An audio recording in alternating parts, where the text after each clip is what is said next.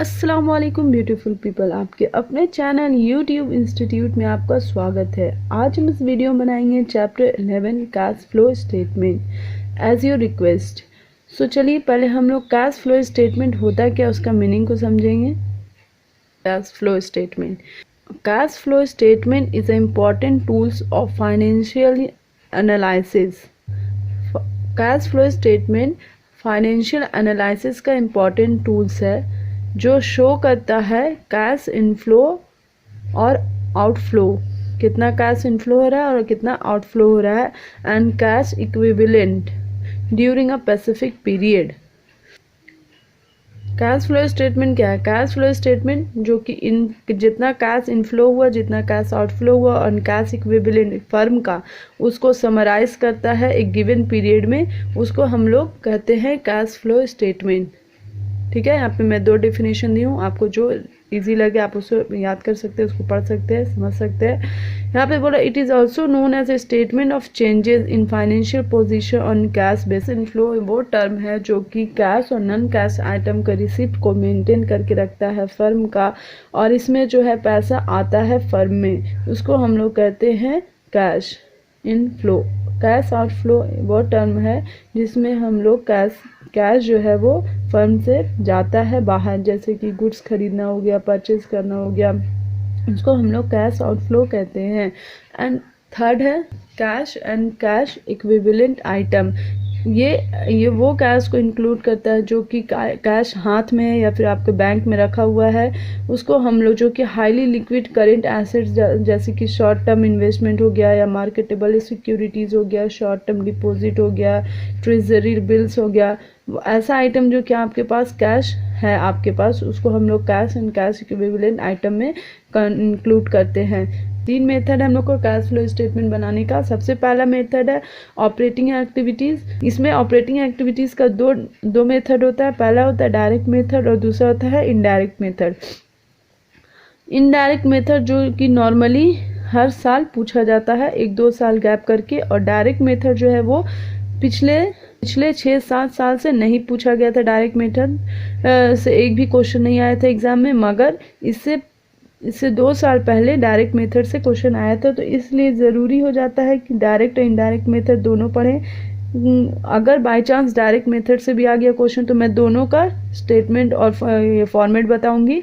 तो पहला operating activities, उसका 2 मेथड होता है, डायरेक्ट मेथड और दूसरा है इनडायरेक्ट मेथड। दूसरा है इन्वेस्टिंग एक्टिविटीज़ एंड थर्ड है फाइनेंसिंग एक्टिविटीज़। तो ये 3 मेथड हुआ, पहला ऑपरेटिंग, दूसरा इन्वेस्टिंग एंड थर्ड है फाइनेंसिंग।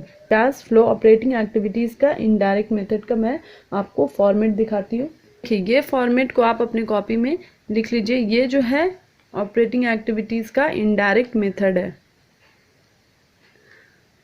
तो यहाँ पे देखिए सबसे पहले ये आपको फॉर्मेट ना मुजरबानी याद हो जाना चाहिए, तो इसी में पुट करके फिर क्वेश्चन बनेगा।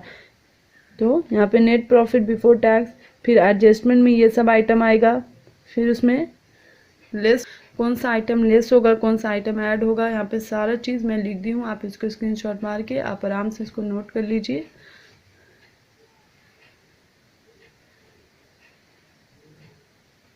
देखिए तो ये फॉर्मेट जो है ऑपरेटिंग एक्टिविटीज़ का, ये इनडायरेक्ट मेथड से था। अब मैं डायरेक्ट मेथड का जो है फॉर्मेट वो बनाती हूँ। देखिए calculation of cash flow from operating activities, ये डायरेक्ट मेथड का फॉर्मेट है। तो ये फॉर्मेट भी आपको याद रहना चाहिए। मैं यहाँ पे हर चीज़ लिख दी हूँ, कौन चीज़ ऐड होगा, कौन चीज़ लेस होगा। यहाँ पे देखिए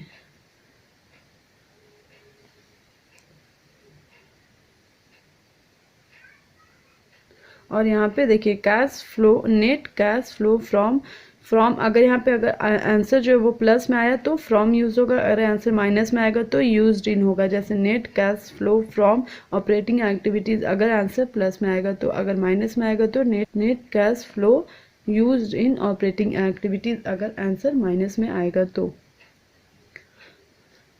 ठीक है, तो अब मैं दूसरा फॉर्मेट बताती हूँ। देखिए ये सब फॉर्मेट आपको याद करना है। अब 1-2 क्वेश्चन बनाएगा, अपने आप याद हो जाएगा। तो ये सब आप लिख लीजिए एक जगह पे, ताकि आपको इजीली क्वेश्चन बनेगा और आपको इससे कंफ्यूजन नहीं होगा। मैं यहाँ पे सारा फॉर्मेट बता दी हूँ। तो ये प्रोपोज डिविडेंड अकाउंट है और कुछ अकाउंट है, जैसे कि टोटल डेटर अकाउंट हो गया, ये सारा आइटम। टोटल क्रेडिटर अकाउंट हो गया, प्रोविज़न फॉर टैक्स अकाउंट हो गया। सबसे मेन आइटम देखिए यहाँ पे, effect of changes in current assets and liability on cash from operating activities. Operating activities में जो कि एसेट्स होता है, वो कौन सा एसेट्स है, कौन सा लिएबिलिटीज़ है, कौन सा प्लस करना है, कौन सा माइनस करना है, वो सब आपको समझने के लिए मैं यहाँ पे देखिए ये सब नोट्स लिख दी हूँ। जब क्वेश्चन बताऊंगी तो आपको ये सब काम आएगा, तो आप ये सब को एक जगह पे लिख लीजिए।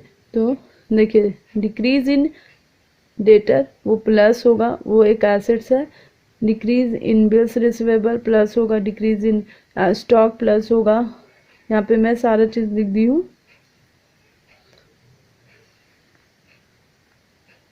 आप चाहे तो इसका स्क्रीनशॉट ले सकते हैं।